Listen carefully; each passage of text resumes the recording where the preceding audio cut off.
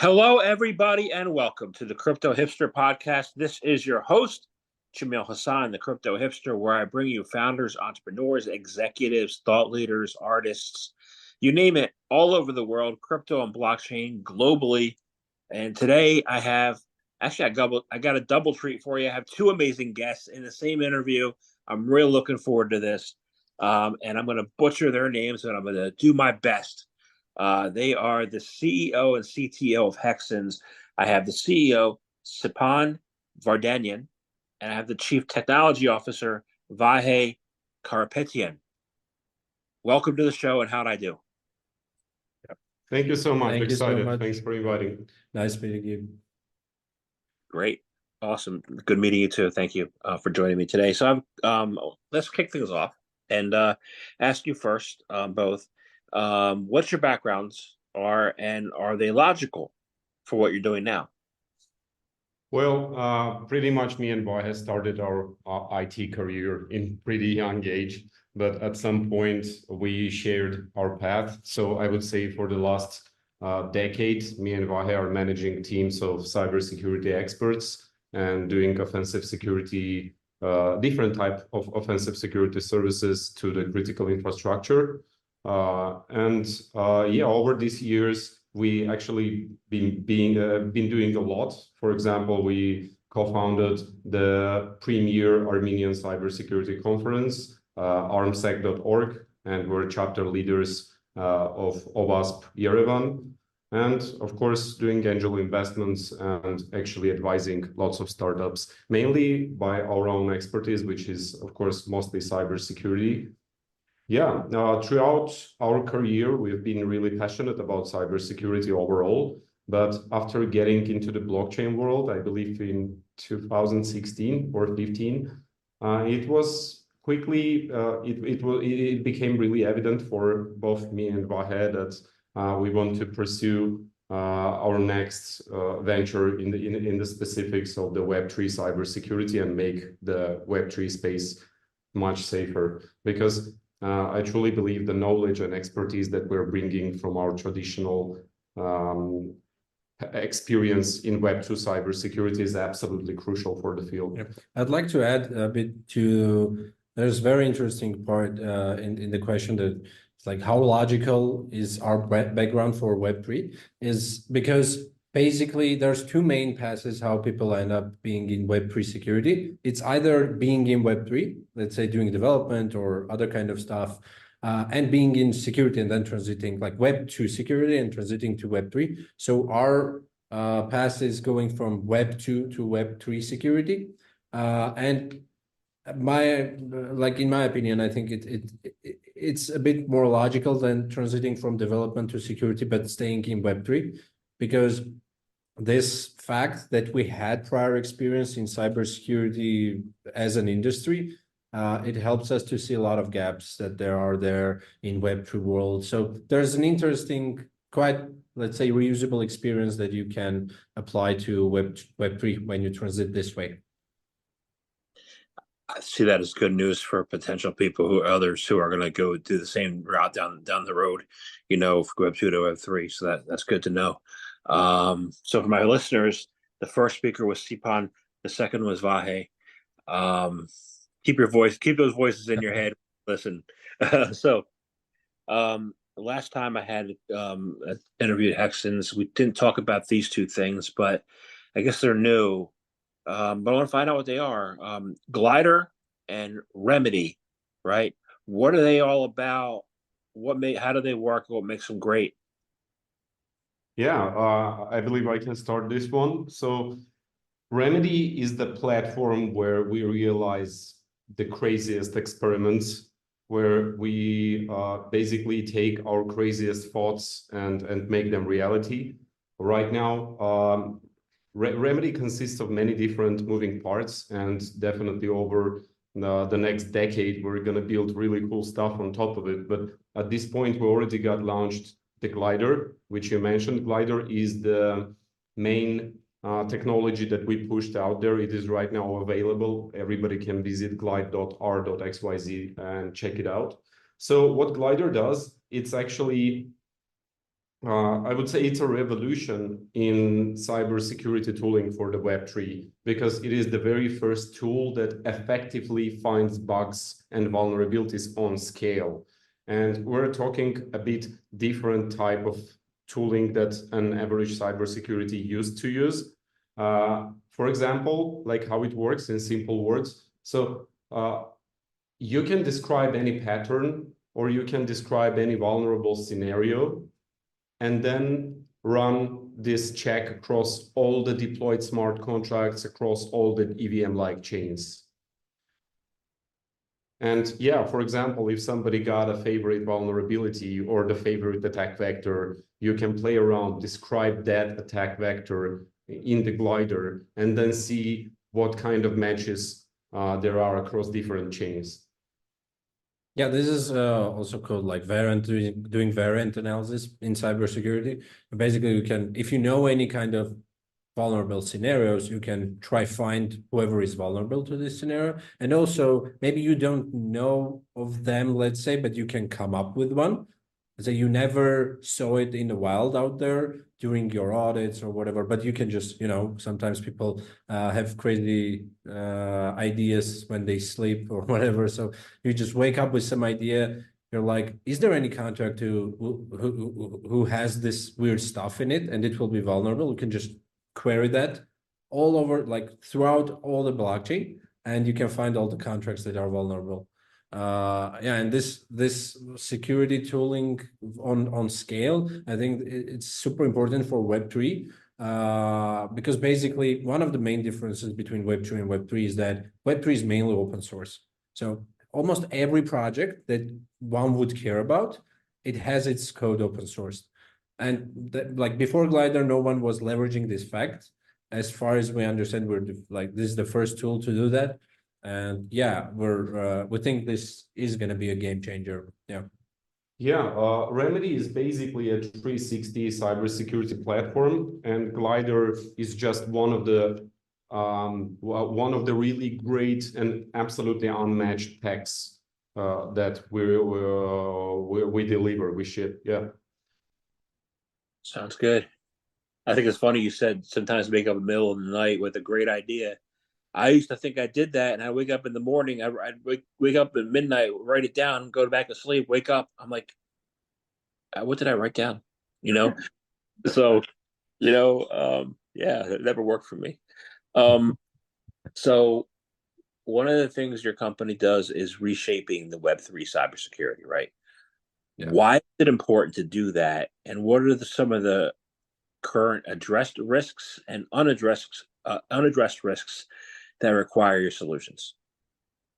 Well, the fact that Web3 cybersecurity has to be rebuilt, it's pretty much obvious basically for everyone who is aware of what's happening in Web3 in terms of in security incidents. Like the amount of money flowing to the malicious actors' pockets is just like it's too big for this small of an industry. It is really too big. And it's easily measurable just how much money we're losing to hackers. And it has its own reasons. Of course, the reasons are pretty much evident because a single bug in a single line of code directly can lead and probably will lead to a loss of funds. And of course, black hats are leveraging this. And we have to create as much effective cybersecurity tooling and products and measures and methodologies, basically any kind of solutions to minimize the risks for the field as much as it's possible, because it is really crucial when your money is basically a piece of code. Yep, there is also an interesting distinction between Web 2 and Web 3 in that sense. So Web 3 is much more nuanced, as Sipan already said. So let's say if you found a critical vulnerability in Web 3 in a smart contract, you're basically like the illicit actor is just seconds away from this high liquidity assets that he can steal and to make profits. In contrary, in Web2 world, if you have a critical vulnerability on some web server or whatever, like there's still so many stuff that can go wrong. There's still like the attacker needs to spend a lot more time. The probability of successful attack is much lower. If you have a critical, it doesn't mean that it will necessarily bring you like full business loss or huge monetary losses for the company. Like and this stuff is crazy in Web3 because like you're just seconds away of just going bankrupt. The whole, like, I don't know, billions of dollars in one protocol. So given this distinction and also the fact that Web3 is very fresh, it's kind of premature, especially in the security field. It is unfortunately very beloved by black hat hackers. These are the bad actors in the field. So they're like white hat hackers, the good guys like us who try to find these bugs and report to the project so they can fix it. And there are black hat hackers who just really want to steal that money. And this is why there are a lot of actors that do black hatting, unfortunately, in Web3. And this is one of the biggest let's say, risks and issues we're trying to address as well. It is basically 10 times easier to monetize the black hat skills in Web3 rather than Web2. Yeah. So we're saying white hat are the good guys, you guys building the security solutions, and black hats are people like Lazarus Group and others. Yeah, exactly. Pretty much. Okay, good to know. They do it for political reasons, right? Yeah, it looks like it's for the nuclear program. Who knows? Yeah, we don't know. Right. So there are some practical applications that decentralized security has in the real world. Like there are some things that you're bringing over, right? Because you're coming from the Web2 world into Web3. So those applications, right? What do you see coming over in the long run to build the future of Web3 security? I would say the ethics is super important here because let's say, for example, this is also a very good example of about the glider. So it is a very powerful tool. If you give it to, like, if White Hat uses it, it will give a lot of benefits to everyone in the industry. But if Black Hat uses it, it can be disastrous as well.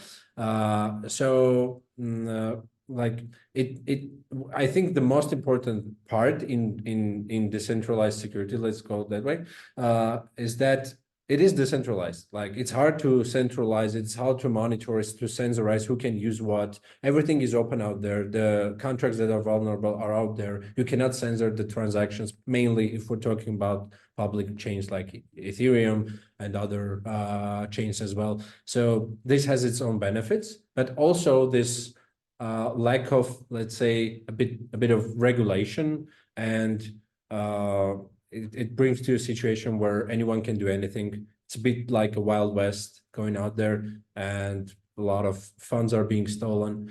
So I think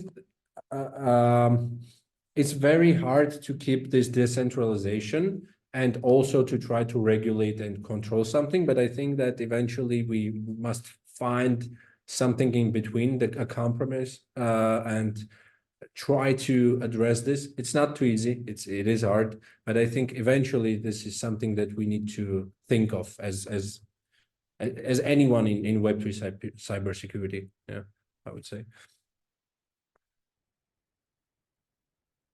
I want to get into the ethics a little bit later, but I've been doing my own cybersecurity for a number of years, and I haven't had a problem. And that is if I have any altcoins, I put them in a wallet, right? And I put no Ethereum in that wallet because you need Ethereum to pay for gas to extract from the wallet, and thieves never make deposits. Yeah. Because the deposits is basically one of the only ties on chain that can lead to the anonymization of the hacker. That's basically the most dangerous part for any hacker, how he actually got the first funds. Well, It's so like the two sides, how he got funds and how he actually cashed them out. Those are two main points. Got it. So your role is to strengthen each stage of the security life cycle. I'm really interested to know, I'm not familiar with what each stage is. Could you walk me through, please, what the security life cycle is? Sure. So basically, when you imagine running, Like Go in ahead. general, I understand why like it's a bit hard to describe the life cycle particular, because like it's very comprehensive, let's say, topic in that sense. But basically, like, you're developing some code, you're deploying it, so there's a lot of steps in that process, and there's also a lot of things that you can do during this process to stay secure.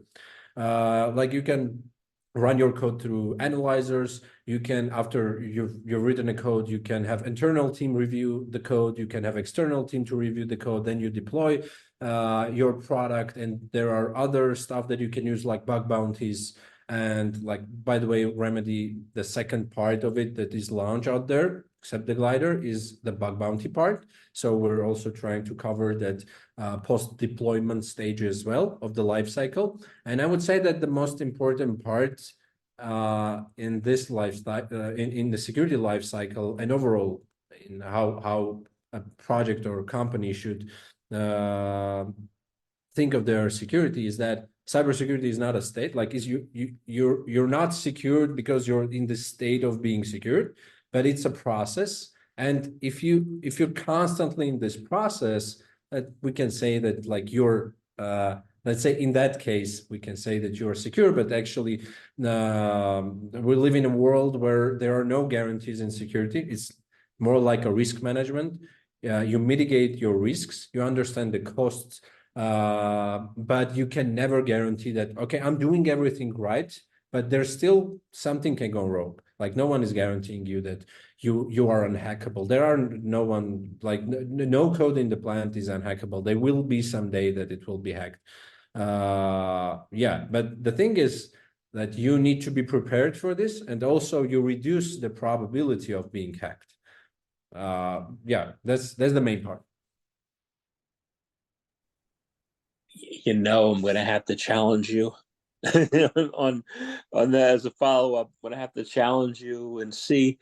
We have on April 21st, Bitcoin is going through its halving. It's going to be halved. They always said that the possibility to even hack Bitcoin, which is saying it's unhackable, they could still have a 51% attack mathematically, right? Can, at this point in its life cycle, Bitcoin be hacked, or is that impossible? Is it unhackable? It is. It's not unhackable. Like any other piece of code, or even hardware. Like, it is hackable. Theoretically, it's out there, but maybe it's so hard that, like, no human being right now can come up with the way to hack it. Because, like, past experience of hacking, of security, it shows that everything can be hacked. And, like, this, we inductively think that it's also it cannot be unhackable. And with the 51% attack scenario, yeah, that's possible as well. That's even more. I think theoretically that's more possible than someone finding a hash collision and trying to hack a Bitcoin or whatever. But I think here the game theory and the incentives of the miners will break, and I think in that sense it will not make sense from their point of view to do this 51% attack, just to destroy the Bitcoin as a system. But simultaneously, they are earning these Bitcoins, like they're making fortune of it and making them this price to go zero. Basically, if you got the 51%, why would you want to destroy it if you got the first 51%? Yeah, that's the point. Got it.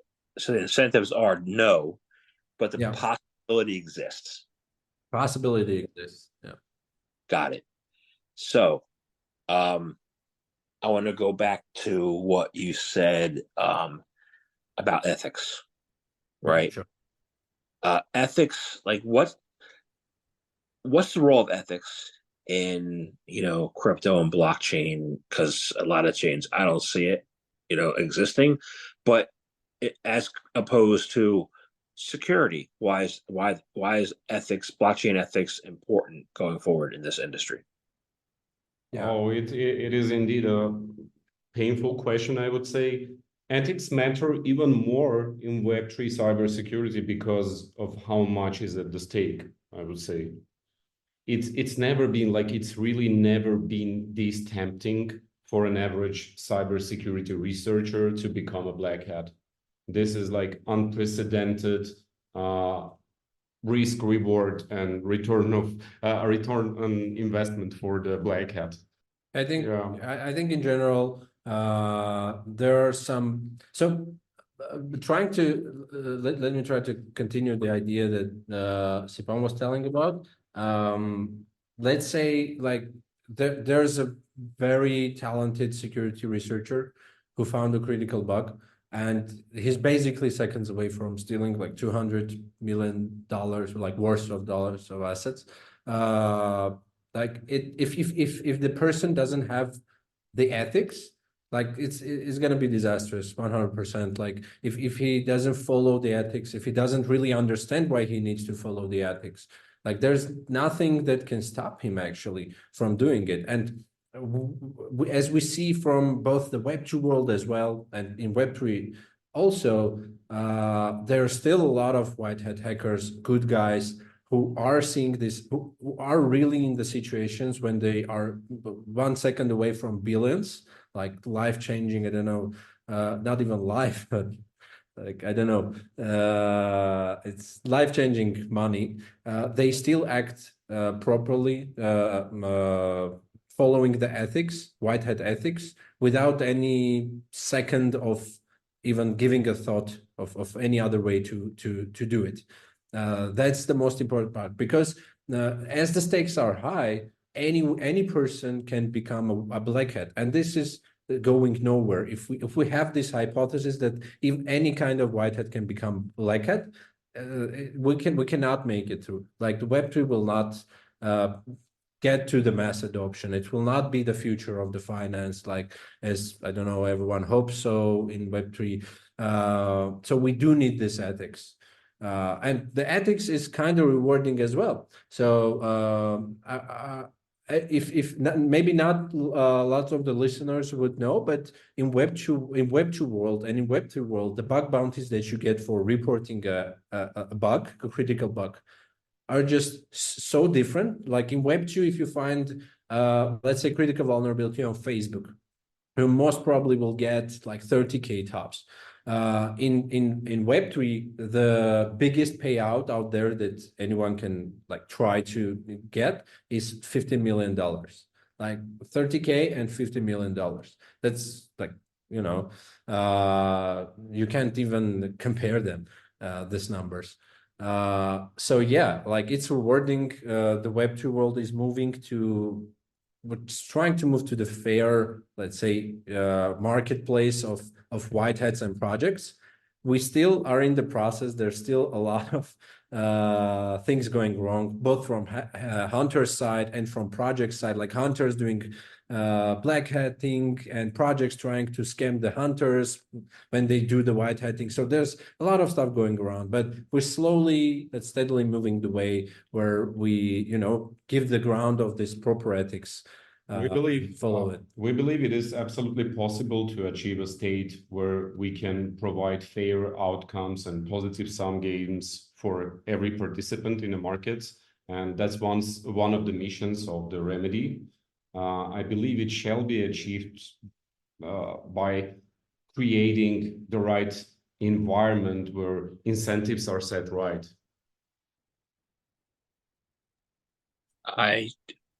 I'm thinking in my head, 30,000 versus 15 million. I think I'd opt for the 15 million. Yeah, definitely. Sounds better. So I want to ask you about, today, and it's going to be published after the sentencing comes down, but Sam Bankman-Fried is in New York, court to receive his sentencing. A lot of things imploded over the past couple of years. I was a Celsius customer, BlockFi, all this other, and that was not the future of finance, right? Since CFI was not the future. So what is the future of finance? Oh, That's a good one. I would hope that it's more like Isaac Asimov's imagined, not like Huxley or Orwell did. Yeah, personally, I hope it is decentralized, at least much more decentralized than it is right now. I think a lot of like one of the things why Web3 industry, let's say, hyped, is because there are a lot of people who just were already sick of this finance industry that we had. With it has its own pros and cons, but I think the cons are much. The list goes on and on. It's much bigger than pros, and people are trying to explore new ways, let's say, or new places for potential like world of finance. And Web3 is something that gives this hope to all the people. Yeah, sure. Like it's super fresh. There are a lot of people in Web3 who don't really understand that this is very important stuff going around right now. We're trying to shape possibly the future of finance, and hopefully, for like, I don't know, my opinion. But they're acting like very childish. The same story like Sam Bankman-Fried. It's not only his story. Like there's other like there's Terra Luna. Like people getting scammed for millions of dollars. People are just not acting responsible. There are lots of, unfortunately, illicit actors as well. But I think it's just it's happening always when some new industry is starting to grow. It's rather natural. Yeah, I think it's a natural process, and if we do everything correctly, I think we can get rid of almost the biggest part of these issues. At the end of the day, I would say crypto, like for me personally, I see it as a way for everybody, for the humanity to achieve the freedom to transact at the first place. Is the financial freedom, is the tool that has a chance to be adopted, and we shall fight for it. And of course, yeah, that's it. I'm all for fighting for it. I think that's great. How do we get? I really appreciate it, sir. Yeah, I want to talk about I want to talk about something else. You said in the first few minutes, and we discussed throughout the course of this podcast. We said black hat hackers, errors in code, bounties, that are all attack vectors, right? There is an additional attack vector that's not cyber related, but that people should be aware about. I want to get your insights and thoughts about how they can educate themselves. And those attack vectors, I call it mainstream media, right? I see articles out there with fear, uncertainty, and doubt, and just really, really, really bad takes, but are in major publications that normal people read, like the Wall Street Journal and Bloomberg and stuff like that, right? So how can we deal with attack vectors of journalists, the uneducated journalists, saying negative things about the industry, negative things about certain coins? What do people need to look out for and need to look for to make their own decisions? Web3 by definition, like it is a high risk place, and if you're in Web3 and you don't understand it's a high risk place, like it's rather strange for me. And people that do understand that Web3 brings some new type of risks, they certainly shall adopt an OPSEC, operational security rules, and be more cautious. And of course, do your own research each and single time. Web3 requires a more deeper approach to due diligence before investments than the traditional assets do, because of the regulation, because of the SEC, because of the many pre-requirements for the assets to be there tradable at the first place. And we see some like 12-year-old kids can run their own meme tokens and meme coins, and everybody can just ape in. So the biggest difference is that the second one shall not go through an approval process. So nobody is actually guaranteed it's not a rug pull, or it's not a scam, or you're not going to lose all your money. So of course, it's pretty much obvious, but do your diligence each and single time. I think in general, if we do whatever we can for in the educational part, to try to educate people more, I think it will impact it as well. This issue that you mentioned. Yeah, I mean that's also part of the natural process of this new industry coming out and growing very fast. I agree. I agree. So, gentlemen, I want to thank you very much for your time today. I really enjoyed speaking with you. I have one final question. An opportunity to have people learn more about you. How can they learn more about your company, about Hexens, about Glider, Remedy? How can people become clients? How can they be more aware of the cybersecurity needs? How can they do any of that? Sure. So Hexens is the head company. It's Hexens.io. We pretty much got a lot of information there, as well as public audit reports. If any hackers are out there, I assure you're going to enjoy reading that. And of course, we got lots of openings at Hexens, lots of career opportunities, so you can find that too there. And if you're interested to work on the next generation of cybersecurity tooling and actually make the future of money more safer, go to r.xyz and enjoy the ride. Great. Thank you very much for your time today. Thank you so much too. for inviting us. It was great. Have a nice one.